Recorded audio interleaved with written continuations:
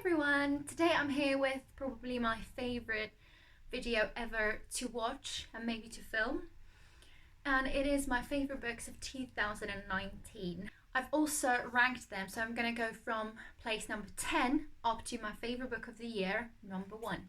So let's get started. Number 10 is Harry Potter Page to Screen, The Complete Filmmaking Journey. I loved this book because obviously it gave me a lot of information about my favourite series, which is, if you didn't guess, Harry Potter. And there's a lot of different pictures, a lot of different photos from the film, a lot of information how it was all filmed. So I got a lot from this book, and it's really colourful, it's huge, it's like complete. Everything you need to know about Harry Potter, how it was filmed, about the actors and all that kind of thing. So it's really interesting and really informative, and really heavy. So this takes place number 10. And number 8, that is Casper, Prince of Cats by Michael Morpurgo, if I said that right. I listened to that one on audiobook, and that was a kind of historical fiction. It was set on Titanic, I believe, and it was a children's book about this boy whose life we were following, and it was such a beautiful book. The boy himself was so nice and so kind, and the book is so heartwarming. I think I cried in the book as well. I don't think I can say a lot about it without actually spoiling it, but it was beautiful, a very, very beautiful book.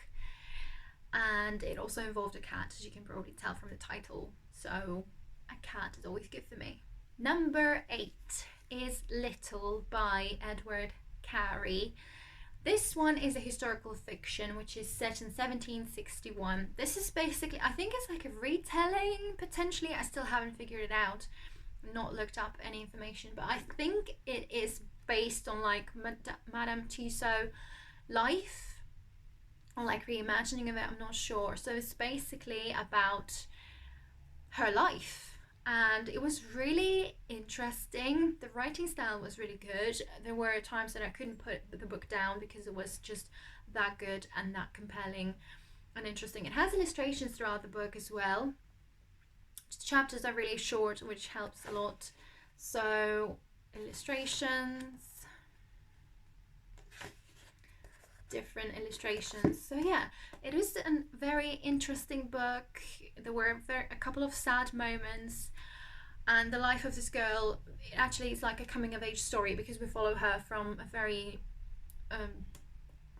when she was a child to when she's a grown-up woman. At the age of 6, she kind of finds employment in this Dr. Curtis's house, and she's learning how to do wax modeling as well. And so this is a really good book. I don't know how else to explain this book. It's just a really good one, a good historical fiction, especially kind of based on real events maybe. I'm not sure on that, to be honest, so I can't really tell you much about it, but yeah, a really good one. Number 7, A Court of Thorns and Roses by Sarah J. Maas.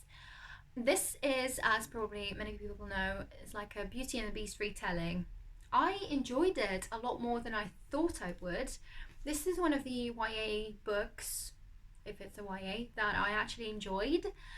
I really, really liked it. I'm looking forward to book 2, but it's just such a huge size that I'm intimidated by it.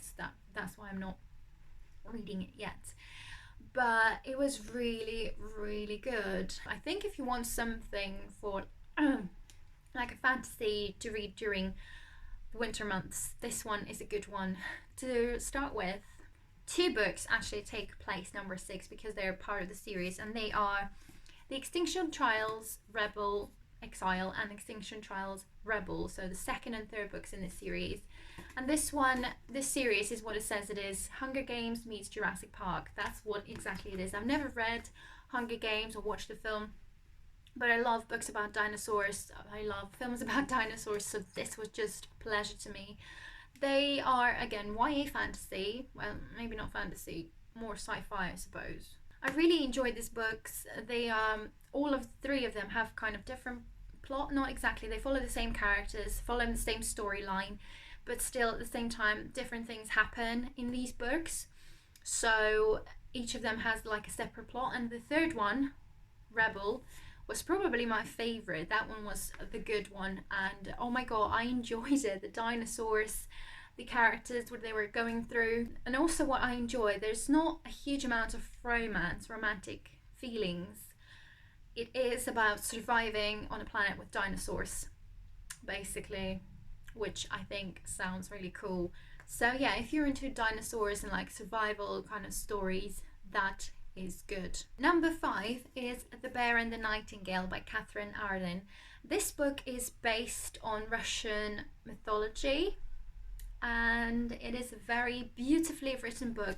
It is a slow going book, but it is so atmospheric and beautiful. I think halfway through the book I realized actually I'm really in love with it. I love it. I love the main character. I love what's happening.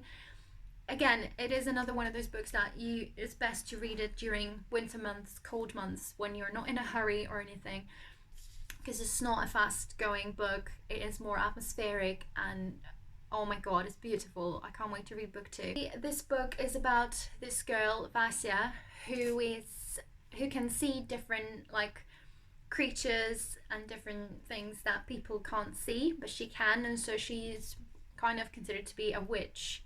And some things start to happen. This is a beautifully written book, like I said. It's really atmospheric and really it's beautiful, and also the Russian aspects of it bring me nostalgic feelings as well, because I am Russian, and so that was quite nice, and I'm looking forward to book 2. Number 4 is another Russian inspired book, and that is The House with Chicken Legs by Sophie Anderson. Again, the cover of this book is beautiful. And so basically in Russian mythology, there's a thing about this old lady who lives in a house like this, and she's the one who sort of she's like on the border between the life and death. And this old woman's name is Baba Yaga. And so this book is about this girl who is her granddaughter. Her name is Marinka. And she lives in the house with her grandmother as well, and they obviously guide the spirits between life and death. Marinka wants to change her destiny, but the house has other plans for her. This is a really heartwarming and beautiful book. It is, again, it feels like it's completely in a different dimension, which probably is, if that makes any sense. It's very cozy, I would say, to read. Again, probably best time to read it in winter when you're not in a hurry. I think it is beautifully written. I can't really remember, but I think it is. And to be honest, I realized that I enjoyed it a lot more after I finished the book. So when some time went past, I thought, I keep still thinking about this book. And then it made the list onto place number 4. And again, Russian inspired thing is my kind of thing, so I really enjoyed it. And again, it has illustrations as well, and it was just lovely.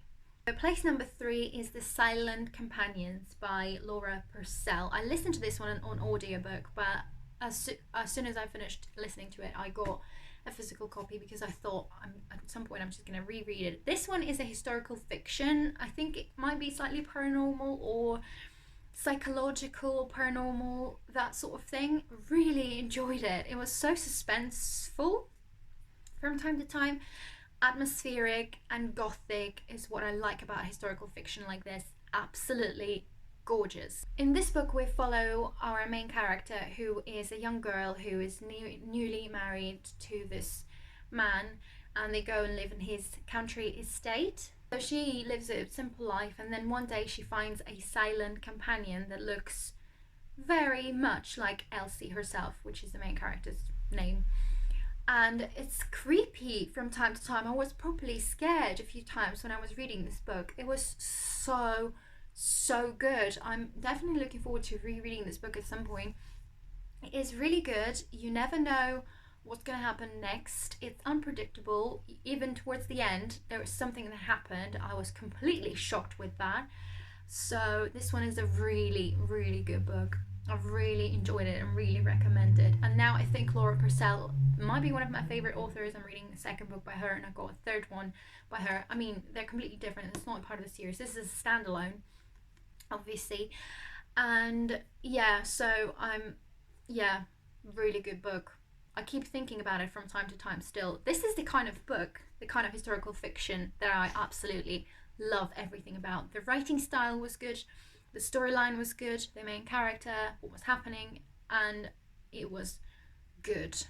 Number 2 is Rachel's Pudding Pantry by Caroline Roberts.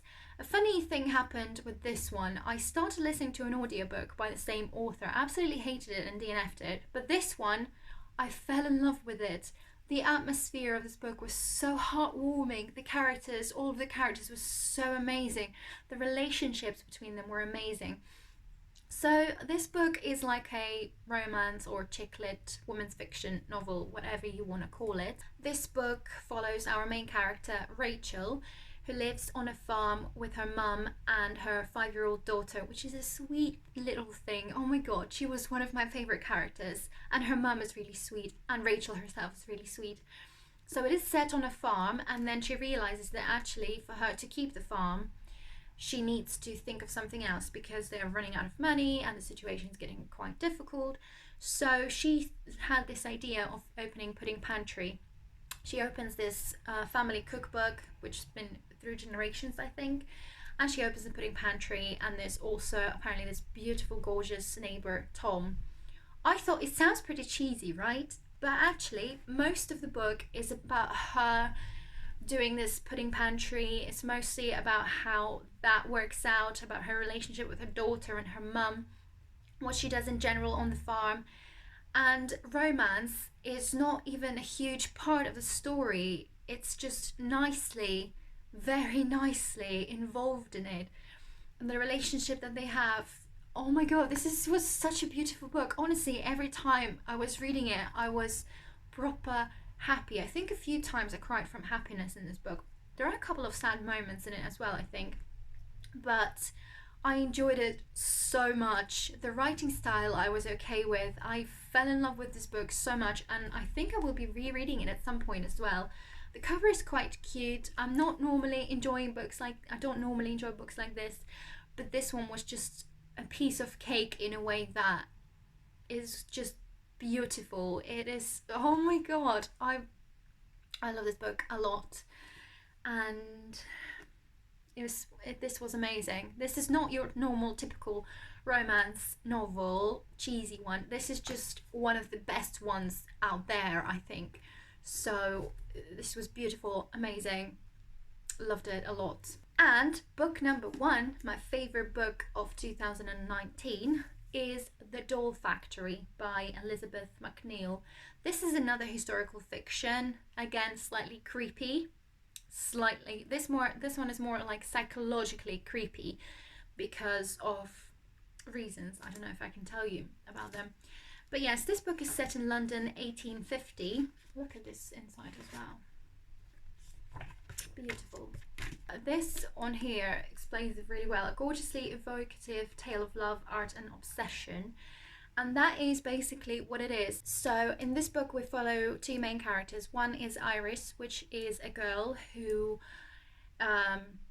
is kind of employed by somebody, but on one condition. She's not employed, sorry. She agreed to be a model for a painting, and she only agreed on one condition, that he will teach her how to paint herself. And so now she's involved into painting and all that kind of thing, so she's surrounded by all that, and it brings her love as well.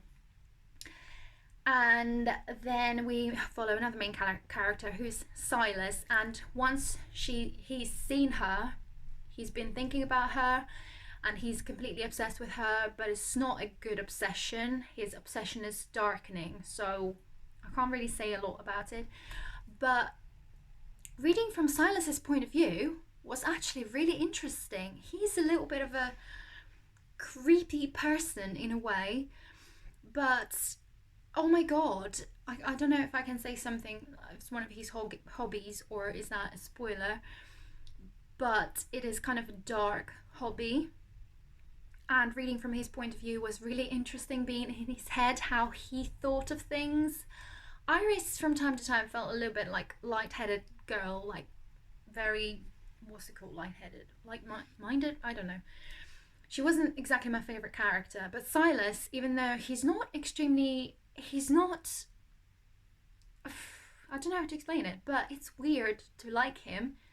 Yet it was really interesting to read from his point of view. I really enjoyed this book. It was beautifully written.